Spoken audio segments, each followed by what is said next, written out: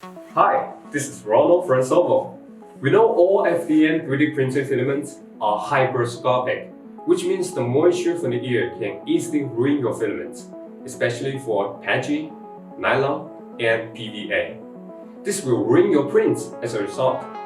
Today, we want to introduce you the solution, Sovol Vacuum Seal System. I'll show you how it works. Let's go. Here's what we got out of the box. Desiccant bags, humidity indicator cards, sealing plates, hand pump, and some pieces of